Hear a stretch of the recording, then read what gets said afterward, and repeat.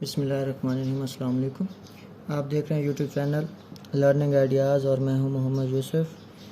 आज हम class 9th की मैथमेटिक्स के एक्सरसाइज 1.1 को सॉल्व करेंगे, जिसमें पहला सवाल है find the order of the following matrices. आपने इन मैट्रिसेस का ऑर्डर बताना है। अब ऑर्डर क्या होता है? सबसे पहली चीज़ हम ऑर्डर को डिस्कस कर लेते हैं कि ऑर्डर है क्या, ऑर्डर ऑफ मैट्रिक्स क्या है।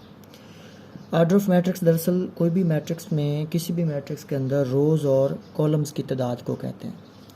यानी कोई भी, अगर आप किसी भी मैट्रिक्स की रोज़ और कॉलम्स की तादाद को बताते हैं, डिफ़ाइन करते हैं, स्पेसिफाई करते हैं, तो उसे आप क्या कहते हैं? ऑर्डर ऑफ मैट्रिक्स कहते हैं। The number of rows and columns in a matrix specifies its order.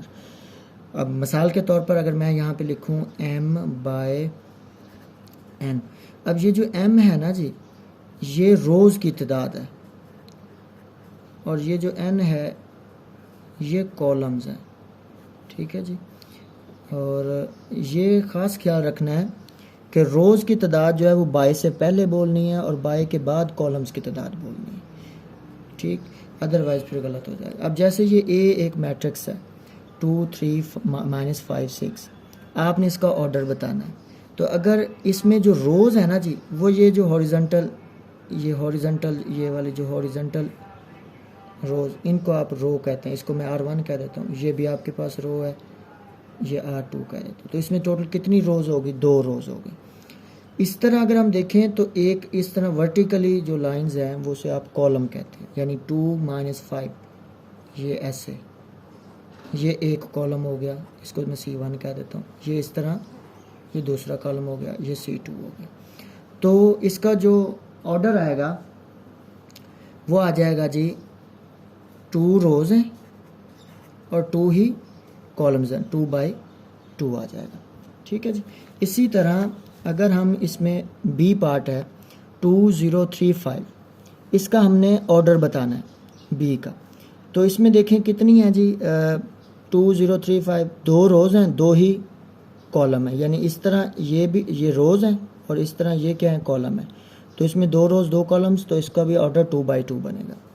C जो है 2 4, इसमें आप देखें कि रोज़ की तादाद जस्ट 1 है और कॉलम्स की तादाद ये देखें कितनी है जी, 2 है। तो 2 4, तो इसका जो ऑर्डर बनेगा, रोज़ की तादाद 1 है, कॉलम्स की तादाद 2 है, तो 1 बाई 2 बनेगा।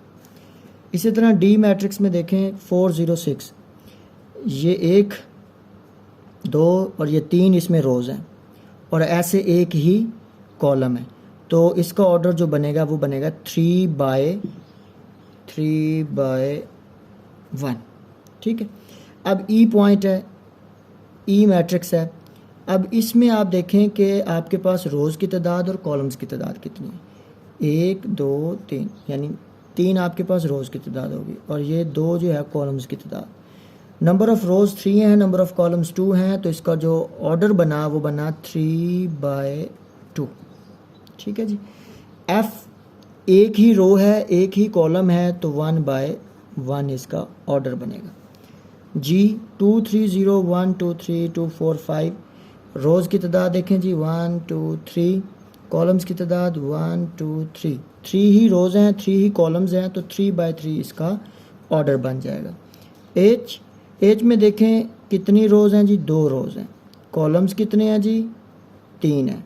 तो रोज़ बाय कॉलम यानी कि 2 रोज़ हैं और 3 कॉलम्स हैं, 2 बाई 3 इसका ऑर्डर बन गया। ठीक है जी। इसके बाद नेक्स्ट क्वेश्चन है which of the following matrices are equal. आपने ये बताना है कि कौन सी मैट्रिसेस जो हैं वो इनमें इक्वल है। सबसे पहले तो आपको इक्वल मैट्रिसेस का डेफिनेशन पता होनी चाहिए। उसके लिए लेट करें कि आपके पास A और B कोई सी 2 मैट्रिसेस हैं। ठीक है, लेट हम कर लेते हैं कि A हमारे पास 3 है और मैं B जो है वो ले लेता हूँ, चलें 2 + 1। ये 2 मैट्रिसेस हैं। अब ये बताना है कि ये दोनों मैट्रिसेस इक्वल हैं कि नहीं हैं। तो A is equal B if and only if number 1, दोनों का ऑर्डर जो है वो सेम होना चाहिए। यानी ऑर्डर ऑफ A जो है इक्वल होना चाहिए ऑर्डर ऑफ B के। ये पहली शर्त। Order of A is equal to order of B. अब इसका ऑर्डर कितना है जी, एक रो है एक ही कॉलम है तो 1 बाई 1 हो गया। इसका ऑर्डर, इसको अगर हम सॉल्व करेंगे तो ये 2 + 1 क्या हो जाएगी, 3 हो जाएगी। इसका ऑर्डर भी 1 बाई 1 हो गया। सेकंड के इनकी जो their corresponding entries are equal.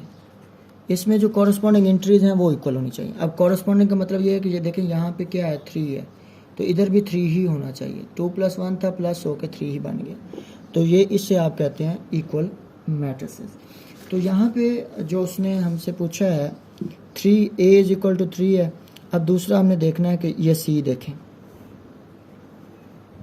5 - 2 करेंगे तो क्या आ जाएगा, 3। ये भी 3 है, ये भी 3, दोनों को ऑर्डर चेक करें 1 बाई 1 1 बाई 1 और एंट्रीज भी सेम है।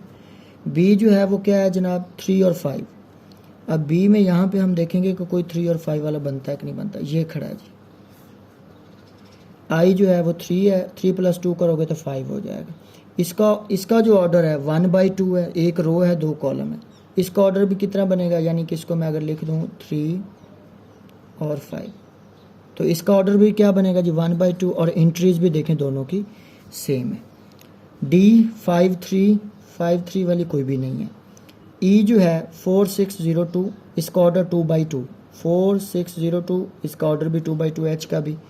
J देखें 2 + 2 क्या हो जाएगी जी, 4, 2 - 2 क्या हो जाएगी 0, 2 + 4 क्या हो जाएगी 6, 2 + 0 क्या हो जाएगी 2।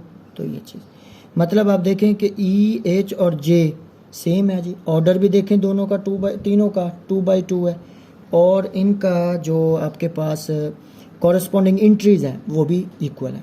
तो E जो है वो इक्वल होगा H के, H इक्वल होगा J के।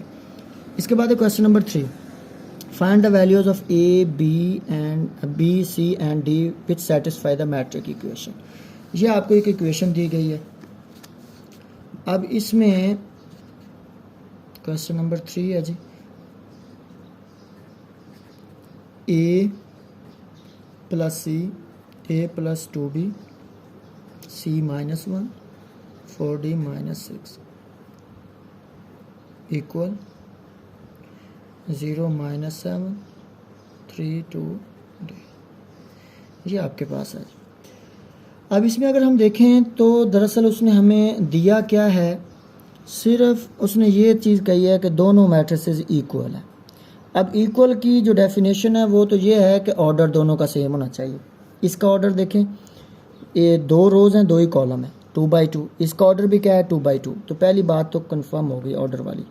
सेकंड, कॉरेस्पॉन्डिंग एंट्रीज जो हैं वो इक्वल होनी चाहिए, मतलब कि ये जो A + C होगी ये इक्वल होगी किसके जी, 0 के। इक्वेशन 1 का नाम दे देते हैं। A + 2B जो है इसके कॉरेस्पॉन्डिंग होगी जी, ये -7 के कॉरेस्पॉन्डिंग होगी। C - 1 जो है वो किसके कॉरेस्पॉन्डिंग होगी, 3 के। 4D - 6 जो है वो किसके कॉरेस्पॉन्डिंग होगी जी, 2D के। ये कॉरेस्पॉन्डिंग एंट्रीज की वो बात कर रहा है। अगर हम यहाँ पे देखें तो ये जो इक्वेशन नंबर 3 है इससे हम C की वैल्यू निकाल सकते हैं, यानी हम कह सकते हैं फ्रॉम इक्वेशन 3 वी गेट। अब हमें क्या मिल रहा है जी, C, ये -1 है इधर जाकर +1, तो C की वैल्यू जो है आपके पास 4 आ गई। उसके बाद हम नेक्स्ट क्या कर सकते हैं, नेक्स्ट हम ये देखें कि हमारे पास ये जो C की वैल्यू आई, अगर हम ये इक्वेशन 1 में पुट करें तो हमारे पास A की वैल्यू आ जाएगी, यानी put C = 4 in equation number 1। तो इक्वेशन नंबर 1 है A + C = 0। A + C की वैल्यू 4 है तो A की वैल्यू -4 आ गई। ठीक हो गया जी। इसके बाद अगर हम इक्वेशन 2 में A की वैल्यू पुट करें तो हमारे पास B की वैल्यू आ जाए। तो हम लिखेंगे putting A = -4 in equation number 3, sorry 3 नहीं 2। अब 2 क्या है, a plus 2b equal -7, a plus 2b equal -7, a की जगह पे a की वैल्यू लिख दी equal -7 as it is, 2b -7 ये इधर जाकर +4 हो गया, 2b इज इक्वल टू इधर -3 बचा, b इज इक्वल टू -3/2, तो ये आपके पास b की वैल्यू आ गई from equation number 4। Equation number 4 से हम d की वैल्यू निकालेंगे, वो हमारे पास है 4d - 6 is equal to 2d, 4d - 6 is equal to 2d, 2d को इस साइड पे ले आएंगे तो 4d माइनस हो जाएगा, 2d इक्वल 6 को इधर ले जाएंगे तो प्लस का बन जाएगा, 4 - 2 2 बच गया, d एज इट इज 6 इधर 2 डिवाइड हो जाएगा क्योंकि d के साथ मल्टीप्लाई हो रहा है, तो d is equal to 6/2, d की वैल्यू 3 आ गई। तो हेंस हमारे पास a जी है वो क्या आ गई, a की वैल्यू आई हमारे पास -4, b की वैल्यू हमारे पास आई -3/2, c की वैल्यू हमारे पास आई 4 और d की वैल्यू हमारे पास आई 3। ठीक है जी, तो ये हमारे पास जो एक्सरसाइज 1.1 है जी वो हो गई, मुकम्मल हो गई, जिसको हमने आज सॉल्व किया। थैंक यू जी, अल्लाह हाफ़िज़।